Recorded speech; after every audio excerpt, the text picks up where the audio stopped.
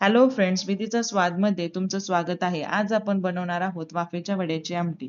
ही recipe माझ्या सासरच्या पद्धतीची आहे. चला तर मग पहिल्यांदा आपण आमटीसाठी लागणारे साहित्य पाहू. फुटाण्याची डाळ 2 चमचे, अर्धी वाटी खोबरे, 2 कांदे, छोटा अद्रकचा तुकडा, 15 ते 20 लसणाच्या पाकळ्या आणि कोथिंबीर.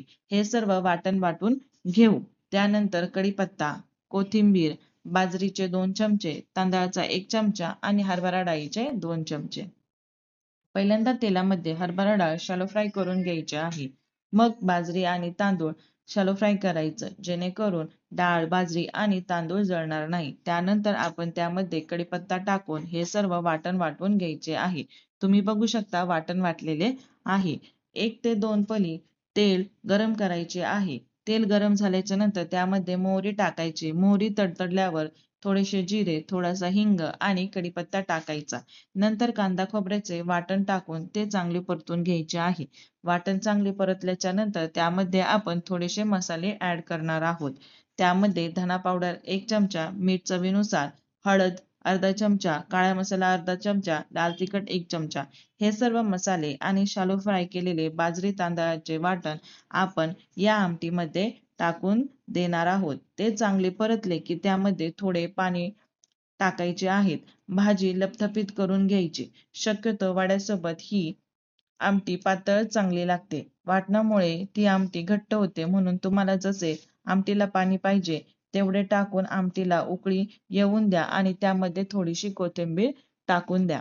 आता आपली वाफेच्या वड्याची आमटी तयार झालेली आहे. आता आपण वड्यासाठी साहित्य पाहू.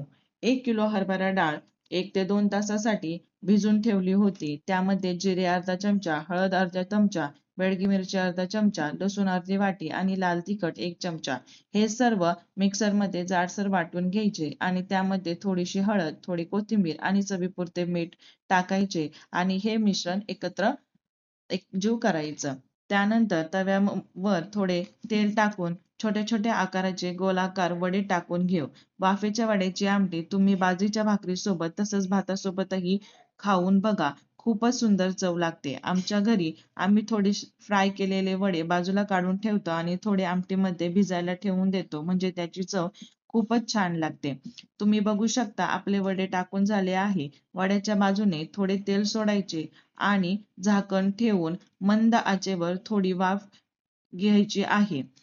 त्यानंतर आपण वडे एका बाजूला फ्राय झाले आहे का नाही ते बघायचे. एका बाजूला वडे फ्राय झाल्याच्या नंतर आपण ते दुसऱ्या बाजूनेही वडे फ्राय करणार आहोत.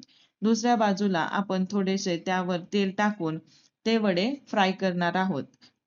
अशा प्रकारे तयार झाले आहे आपले वडे. रेसिपी आवडली असेल तर नक्की शेअर, लाईक, कमेंट करा.